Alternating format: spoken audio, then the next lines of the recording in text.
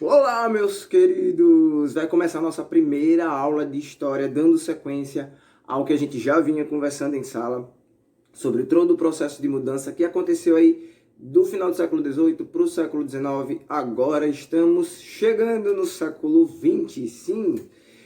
O que nós já conversamos?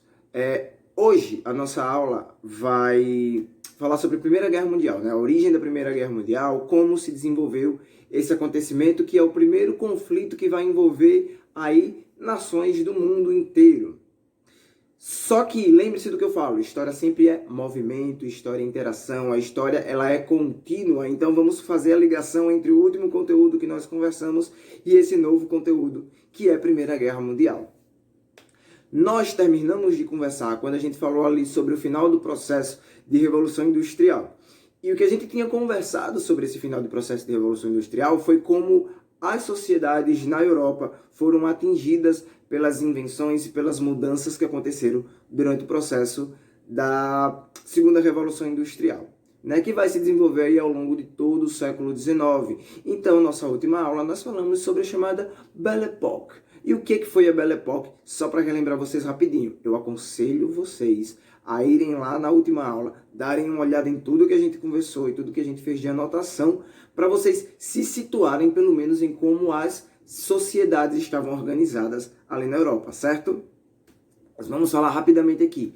Primeiro, a Europa quase inteira estava passando por uma ascensão cultural, uma ascensão aí dentro do que a gente pode chamar do bem-estar social. Né? Classes como a burguesia, por exemplo, estavam tendo acessos a luxos que antes não era permitido ou não era tão fácil ter acesso assim. Então as pessoas em algumas regiões da Europa, em alguns países da Europa, elas estavam muito mais preocupadas com o status social. Porém, na área da economia, se desenhava uma nova dinâmica de produção. E essa nova dinâmica de produção tem uma característica que é muito importante para o início desse outro processo que nós vamos estudar agora, que é a Primeira Guerra Mundial.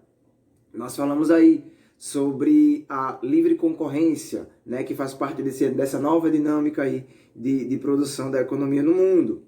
E por conta dessa livre concorrência, existia aí a grande necessidade de possuir territórios, né? Porque quando você possuía territórios, você tinha aí mais espaço para produção econômica. Por causa dessa dinâmica também, várias regiões, vários países começaram a fazer alianças. E essas alianças agora vão ser importantes no desenhar da Primeira Guerra Mundial. Então, a partir daqui, né, relembrado isto, vamos ver como se desenhou a Primeira Guerra Mundial. Primeiro é importante vocês segurarem a seguinte informação. Existiam conflitos por questões territoriais espalhados pela Europa quase que inteira. Mas um conflito é especial para a gente entender aí as alianças que vão se formar nessa Primeira Guerra Mundial. É o conflito que existe entre o Império Austro-Húngaro e a Itália, ali, na região onde eles fazem fronteira. Esse conflito sobre questões territoriais vai incluir, inclusive, a cidade de Trieste. Segurem essa informação que daqui a pouco ela vai ser muito importante. Então, o que é considerado o estopim? Né? Qual é a bomba que explode e faz começar todo o processo de Primeira Guerra Mundial? É o assassinato do arquiduque Francisco Ferdinando. Francisco Ferdinando, ele era o herdeiro do trono do Império Austro-Húngaro, ele era o herdeiro do trono da Áustria-Hungria, e ele estava num processo aí de tentar elevar a Bósnia e Herzegovina.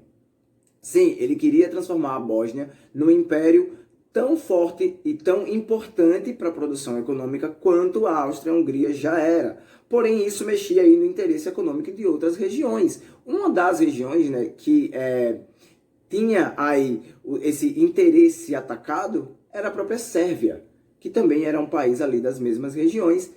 E quem vai assassinar, né, é justamente uma organização, a Mão Negra é uma organização sérvia. Né? Um de seus componentes, um militante dessa organização sérvia, ele ataca e nesse atentado ele acaba matando Francisco Ferdinando na Bósnia. Isso vai acontecer no dia 28 de junho de 1914. A partir daí vocês imaginam a confusão que vai começar a se espalhar, né, por toda a Europa quando o anúncio da morte do herdeiro do trono da Áustria-Hungria começa a se espalhar. Pois é.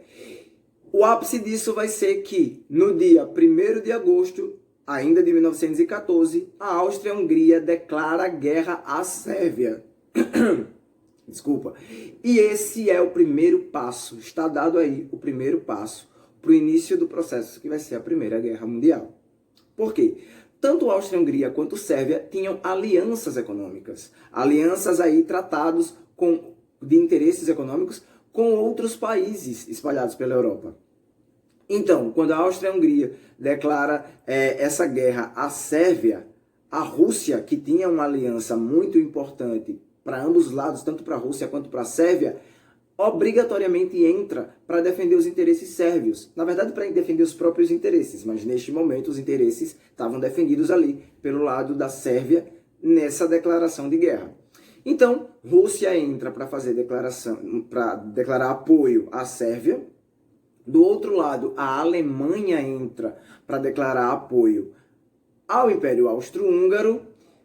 Existe uma forçação aí para que a Itália entre declarando apoio ao Império Austro-Húngaro. Inicialmente, a Itália ela não vai querer se comprometer, mas depois a Itália entra e declara o seu apoio ao Império Austro-Húngaro. Lembrem-se da informação que eu dei um pouco atrás. Itália e Império Austro-Húngaro tinham uma tensão territorial, principalmente ali na cidade de Trieste.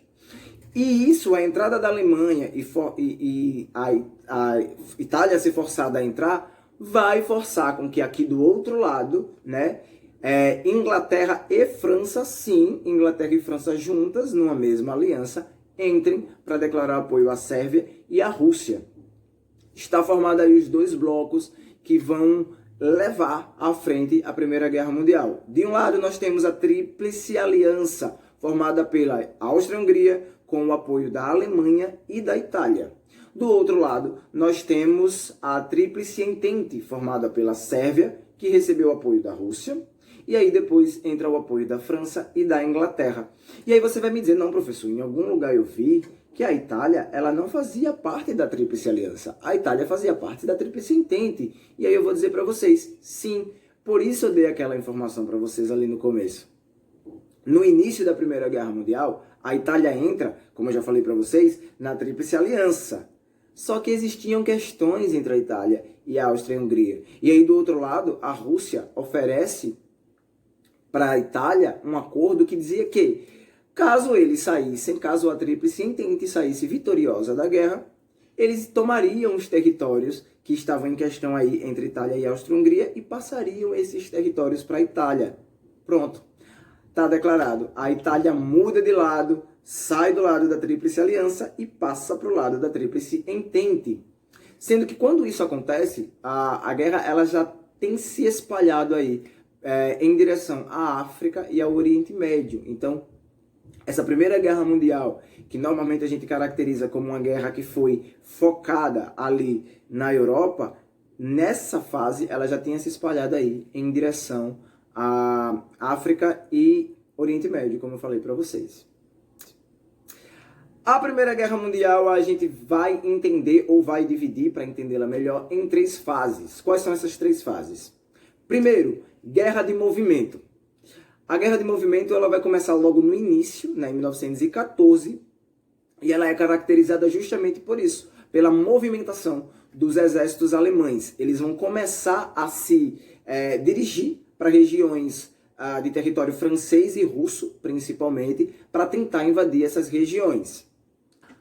A segunda etapa vai começar justamente quando a Rússia resolve barrar esse processo da guerra de movimento, essa movimentação dos exércitos alemães. Então, a Rússia vai colocar os seus exércitos também em movimento, e isso vai forçar uma formação de trincheiras. E sim, está aí formado a segunda fase da guerra, a Guerra de Trincheiras.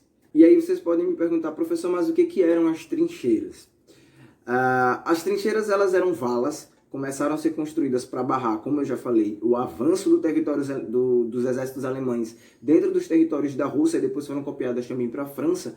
Então eram valas que eram cavadas e eram construídos por cima dessas valas aí, tipo nas beiradas dessas valas, cercas de arame farpado, né, que dificultavam aí, ou na grande maioria, eles impediam a passagem desses exércitos. O que vai acontecer, e agora essa informação é uma informação no mínimo curiosa, o que vai acontecer por causa desse processo, né, durante esse período aí das guerras de trincheiras, é justamente que em algumas regiões os exércitos de nações diferentes eles começam a se confraternizar, acreditem se quiser, no meio da Primeira Guerra Mundial.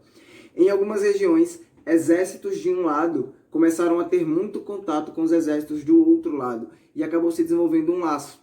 E isso aí era ruim para os dois lados, porque os exércitos eles não queriam mais brigar na guerra.